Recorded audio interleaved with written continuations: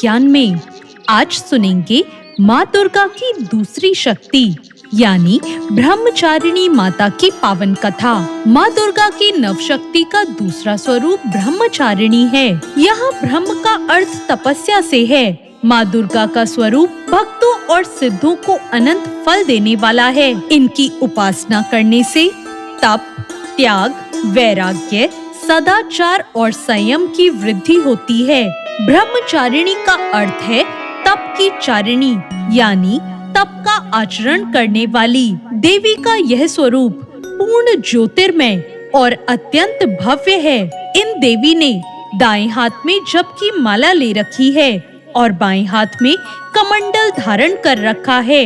पूर्व जन्म में इन्हीं देवी ने हिमालय के घर पुत्री के रूप में जन्म लिया था और नारद जी के उपदेश से इन्होंने भगवान शंकर को पति के रूप में प्राप्त करने के लिए बहुत ही घोर तपस्या की थी। इसी कठोर तपस्या के कारण इन्हें तपचारिणी यानी ब्रह्मचारिणी नाम से भी जाना जाता है। 1000 वर्ष तक इन्होंने केवल फल फूल ही खाए और शाक पर निर्वाह किया और बहुत से कठिन उपवास रखे। खुले आकाश के नीचे वर्षा और धूप के घोर कष्ट भी सहे। 3000 वर्षों तक टूटे बेलपत्र खाए और भगवान शंकर की आराधना करती रही। इसके बाद तो उन्होंने सूखे बेलपत्रों को खाना भी छोड़ दिया और फिर कई हजार वर्षों तक निर्जल और निराहार रहकर तपस्या की। कठिन तपस्या के कारण देवी का शरीर एकदम क्षीण हो गया।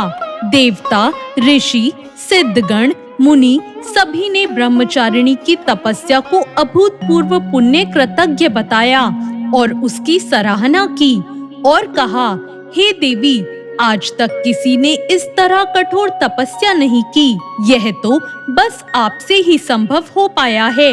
आपकी मनोकामना परिपूर्ण होगी और भगवान चंद्रमौली शिव जी आपको पति के रूप में प्राप्त होंगे। अब आप तपस्या करके घर लौट जाओ। जल्द ही आपके पिता के यहाँ बुलावा आएगा। तो ये थी माता ब्रह्मचारिणी की कथा। इन देवी की कथा का सार ये है कि जीवन के कठिन संघर्षों में भी हमें मन को विचलित नहीं होने देना चाहिए। माँ ब्रह्मचारिणी देवी की कृपा से सर्व सिद्धि प्राप्त होती है। दुर्गा पूजा के दूसरे दिन देवी के इसी स्वरूप की उपासना की जाती है। माता ब्रह्मचारिणी के पूजन से पहले स्नान करके शुद्ध हो जाएं, फिर माता की प्रतिमा रखें या तस्वीर लगाएं। पूजा करते हुए शुद्ध मन से माता के नाम का स्मरण करते रहें। कोशिश करें कि सफेद या पीले वस्त्र पहनकर ही पूजा हो। माँ को प्रसाद में पंचामृत जरूर चढ़ाएं, रोली और अक्षत चढ़ाएं। अरुहल या कमल का फूल भी अर्पित करें। दूध से बने अन्य प्रसाद भी माँ को अर्पित कर सकते हैं और फिर कपूर से माता की आरती करें। मान्यता है कि ब्रह्मचारिणी माता के पूजन से कठिन तप तो पूरे होते ही हैं, साथ में अध्ययन करने में भी रुचि बढ़ती है। साथ ही स्मरण शक्ति का भी विकास होता है।